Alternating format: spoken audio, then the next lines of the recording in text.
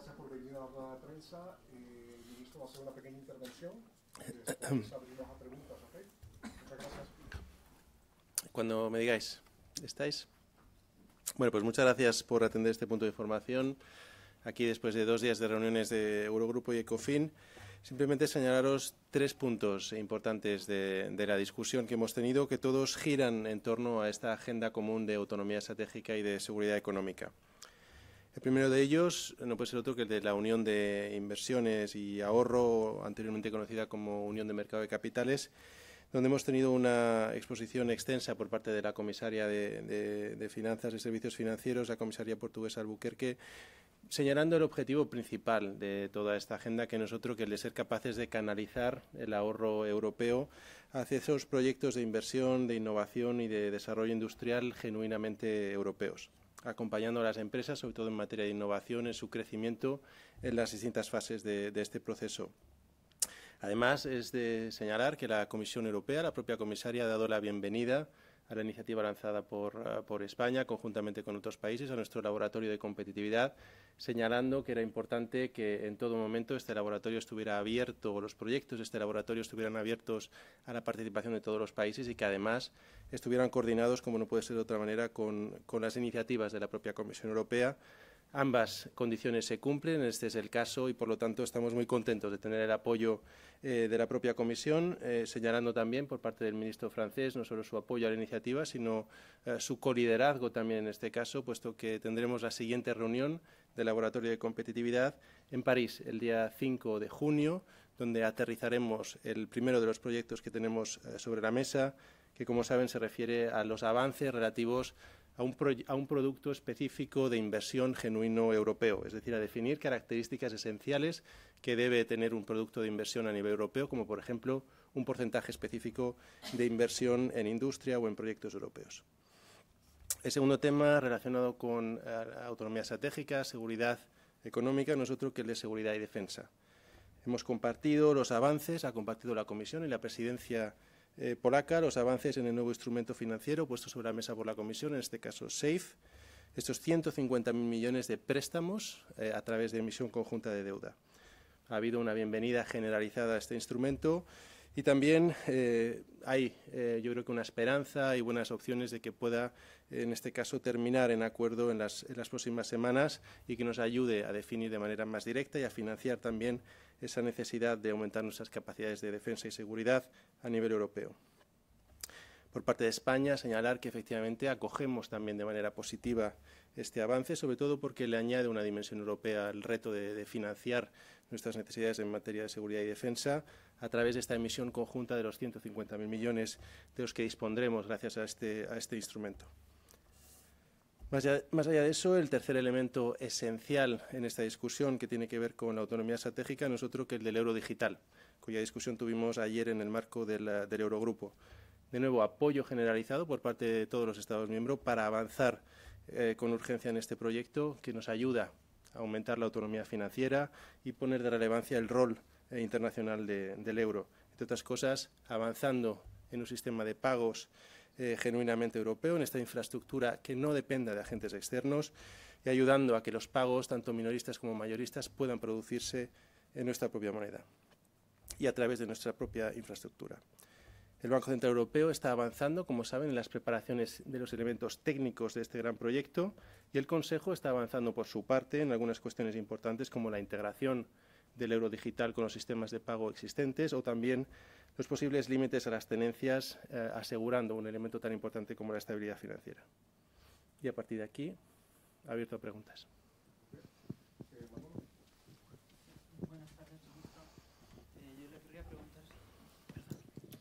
Buenas tardes, ministro. Yo le querría preguntar respecto a los 2 últimos temas que usted ha mencionado.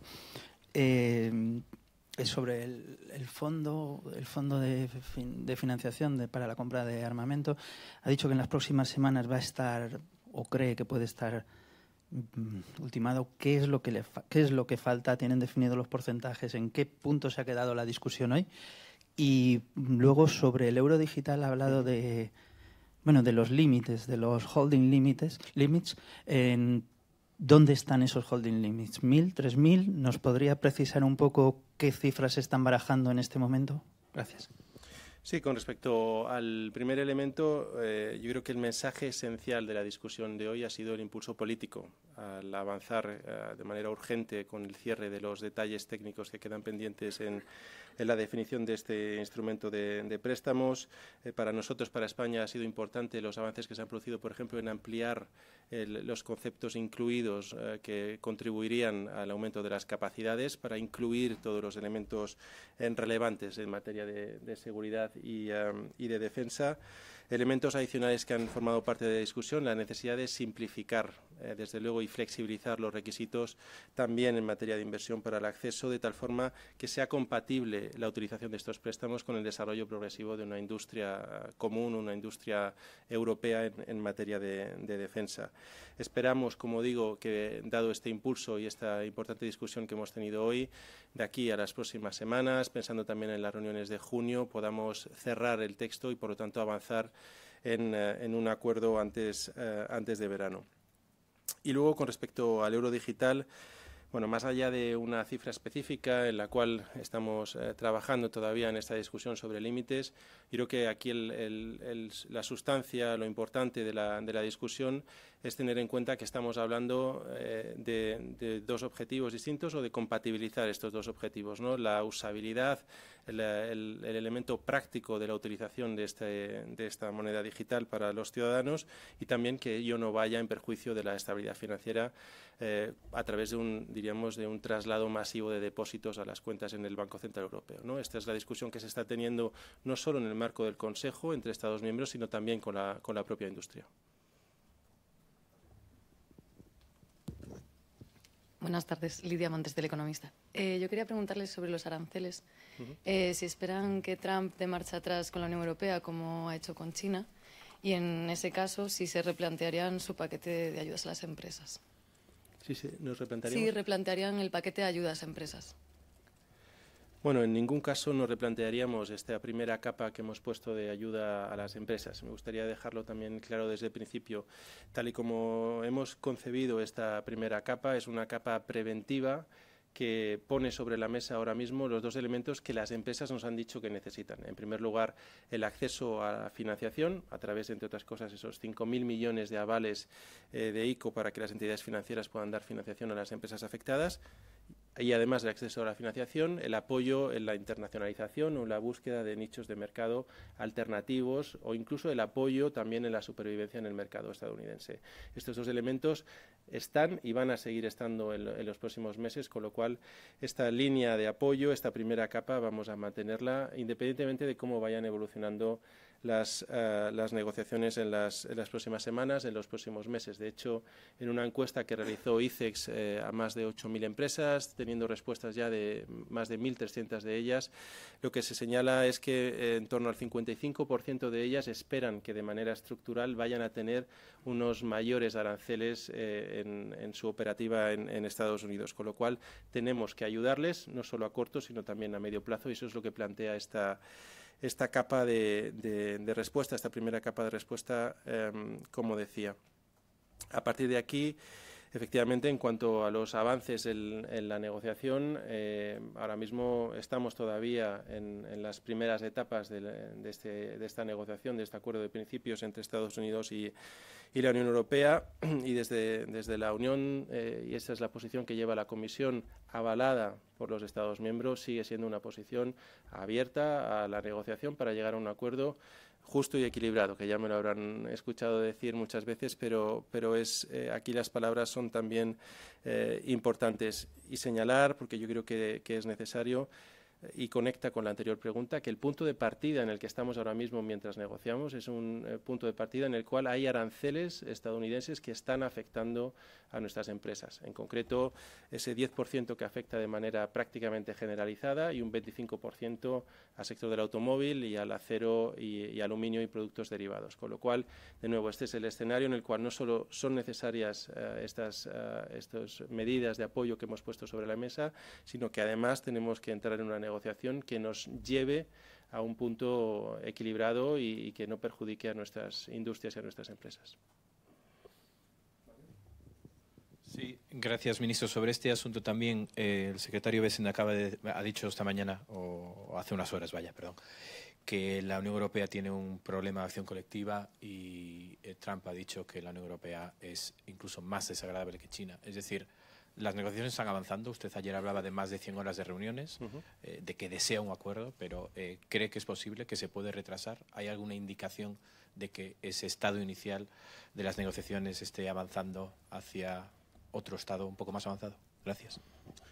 Bueno, nosotros creemos que es posible, si no, no estaríamos invirtiendo tanto tiempo y esfuerzo en llegar a conseguirlo. Este mismo jueves tenemos otra reunión de ministros de Comercio, donde será importante mantener, y ahí contacto con la primera parte de la pregunta, una unidad de actuación por parte de los Estados miembros para apoyar, en este caso, la labor negociadora del comisario Šefčovič de la Comisión Europea. Esa unidad de actuación es la que nos va a asegurar que no habrá un problema aquí de coordinación en nuestra posición y, por lo tanto, el comisario podrá tener la mayor de las fuerzas a la hora de sentarse en esa mesa de negociación, la fuerza que le da el respaldo de los 27 de los 450 millones de consumidores.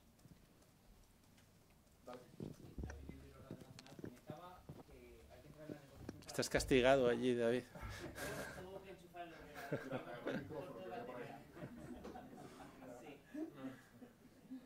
Comentaba lo de volver a una situación a un punto equilibrado. Visto un poco también el acuerdo que ha habido con el Reino Unido, ¿debemos asumir que parte de estos aranceles de los Estados Unidos han llegado para quedarse, aunque haya un acuerdo con Washington, y que por tanto también parte de estas medidas, de estas represalias que ha puesto sobre la mesa la Comisión, también se van a quedar? Es decir, ¿va a ser difícil volver a la situación previa a la guerra arancelaria? Es una muy buena pregunta. Yo creo que aquí tenemos ya dos casos, ¿no?, específicos de preacuerdos o de acuerdos de principios. Más bien el acuerdo con Reino Unido, el de China todavía es un poco prematuro, ¿no? Se han dado tiempo también para seguir negociando. Pero efectivamente, y en línea con lo que comentaba anteriormente, que esperan nuestras empresas, parece que podremos esperar una mayor fragmentación a futuro de manera sostenida, con un mayor nivel promedio de aranceles efectivos, ¿no? En este caso, veamos cómo termina resolviéndose esta situación. Será importante, más allá de una cifra específica de aranceles, el ver cómo se resuelven las situaciones en aquellos sectores que puedan ser más sensibles, sobre todo para la Unión Europea o incluso para España, ¿no? Dos de ellos que he citado anteriormente, el del automóvil o el del acero. Aquí, en el caso británico, vemos que el sector del automóvil se ha resuelto a través de cuotas y no tanto de aranceles. Veremos, por lo tanto, cuál es la solución a la que llegamos, como decía, para que ese acuerdo sea equilibrado. Desde la Unión Europea, desde la Comisión, tenemos las herramientas necesarias para conseguir un equilibrio y un punto de llegada, como se dice aquí en la burbuja europea cuando llegamos a acuerdos, que sea igualmente insatisfactorio para todos. Porque el punto satisfactorio, evidentemente, sería una situación igual o mejor en materia de integración a la que teníamos antes de la imposición de los aranceles.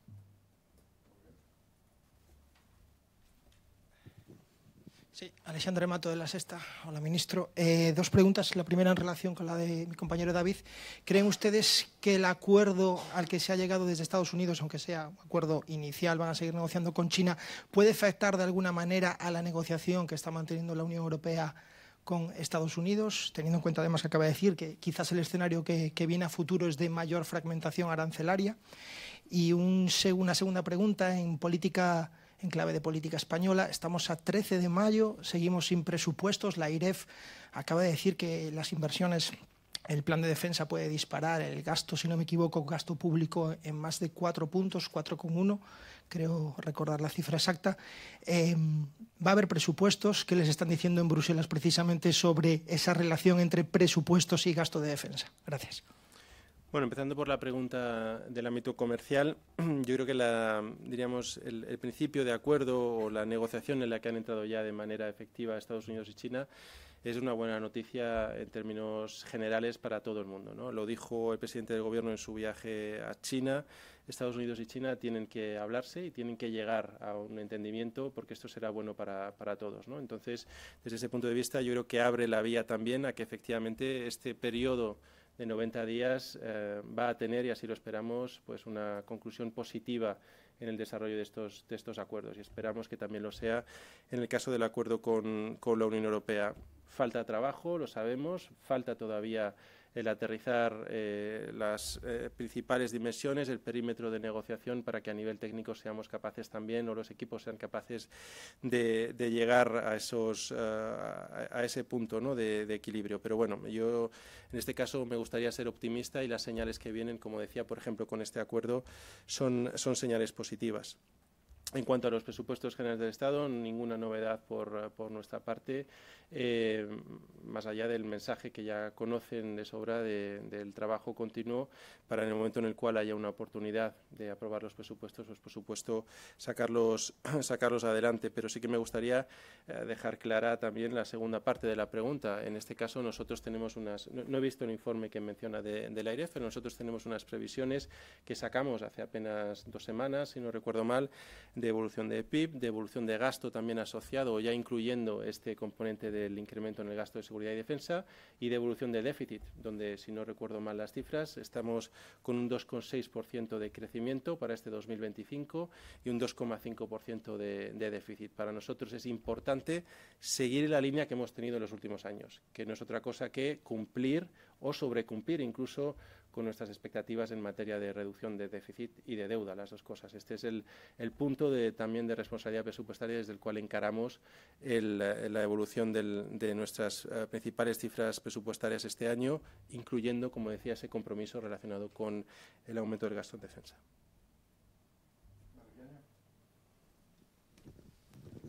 Muy buenas, ministro. ¿Qué tal? Conectando con la pregunta de Sandre, dice usted que siguen trabajando para presentar unos presupuestos cuando haya oportunidad de aprobarlos. Pero lo que dice la Constitución no es que se hayan de presentar cuando haya oportunidad de aprobarlos, es que haya que presentarlo. Entonces, no sé cómo esto se puede conjugar con lo que dice la Constitución. Y, en todo caso, ha repetido usted y muchos de los ministros en muchas ocasiones, cuando haya esa oportunidad de aprobarlos, ¿cuándo va a ser esa oportunidad de aprobarlos? Gracias.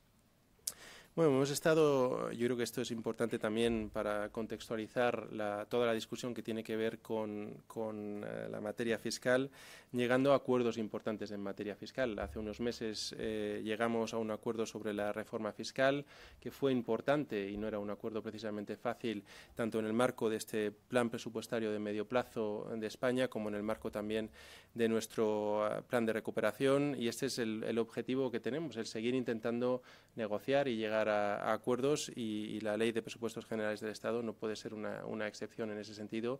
Por lo tanto, seguimos con esa voluntad de intentar encontrar un espacio de entendimiento para poder aprobar esta ley.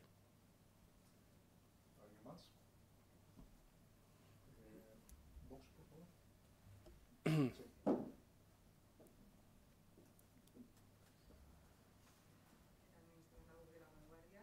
Yo quería preguntarle, quizás no tiene nada que ver con el tema de hoy, pero ¿cómo valora usted las últimas afirmaciones de Donald Trump, que culpa a Europa del coste de los medicamentos en Estados Unidos y quiere forzar a la Unión Europea a pagar más por estos medicamentos para reducir su precio en Estados Unidos? Gracias.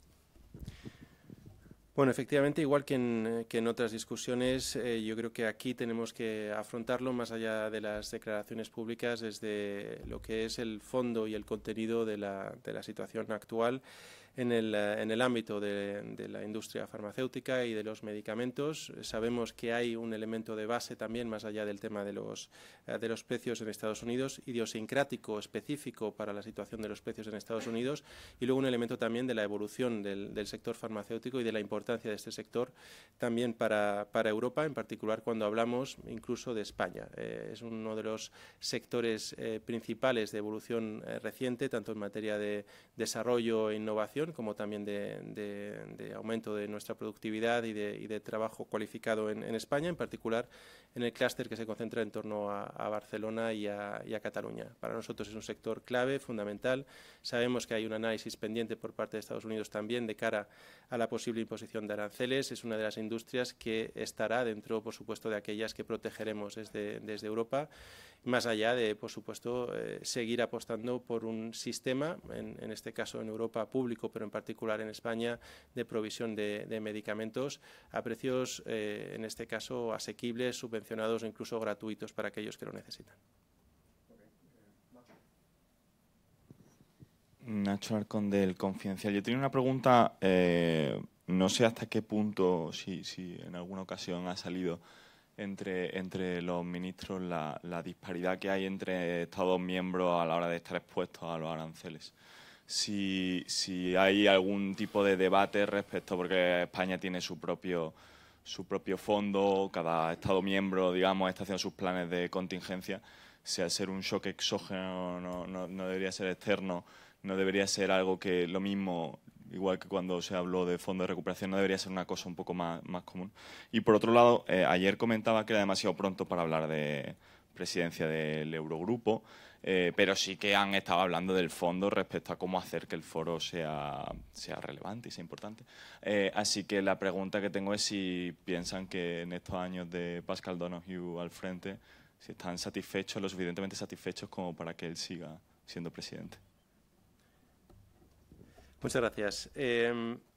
Con respecto a la exposición heterogénea o asimétrica, ¿no?, de los distintos países a la economía americana o de sus exportaciones a Estados Unidos, yo creo que aquí el elemento principal de respuesta tiene dos vías. Uno es la vía nacional, igual que pasó también, por ejemplo, con el shock del COVID, donde tenemos que poner, igual que hicimos en COVID, estos elementos de financiación, por ejemplo, de avales, que no estamos hablando de un fondo de ayudas tirando, ¿no?, de espacio fiscal o de capacidad fiscal de cada uno de los Estados miembros, más allá de este elemento, como decía, también de acompañamiento sectorial y empresa a empresa para ayudarles a encontrar soluciones alternativas. Esto es una vía de respuesta, pero también, y ya lo propusimos nosotros en la última reunión de los ministros de Comercio, tiene que haber una pata de respuesta genuinamente europea. Y la pata de respuesta europea, yo creo que tiene 4 dimensiones. La primera, por supuesto, la que ya hemos comentado, de defensa o de medidas de defensa frente a aranceles o medidas proteccionistas.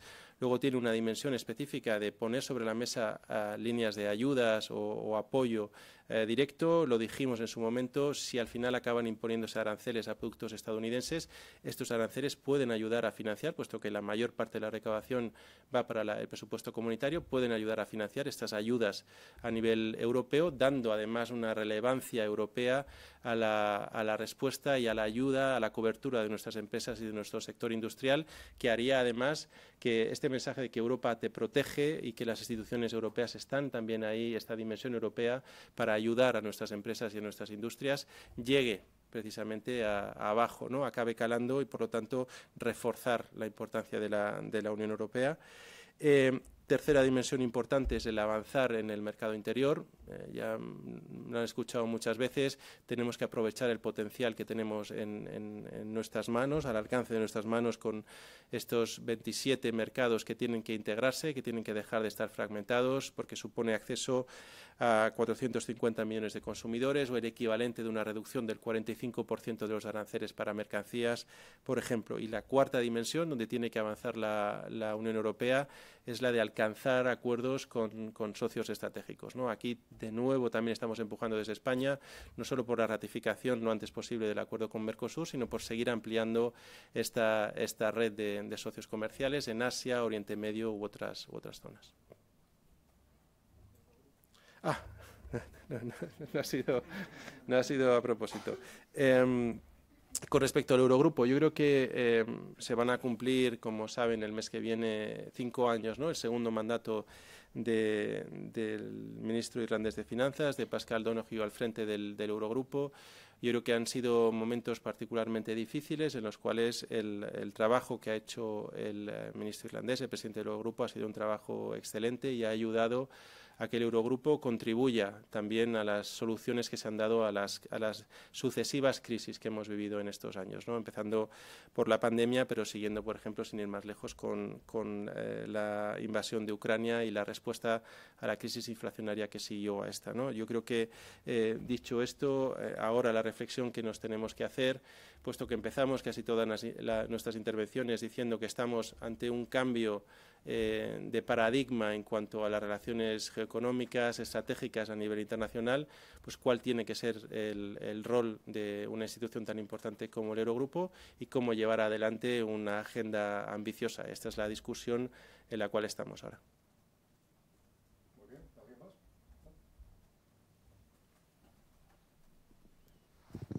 Buenas, ministro. Andrés Stumpf, de Expansión. Quería seguir un poco con la pregunta de Nacho sobre el tema del instrumento europeo de protección.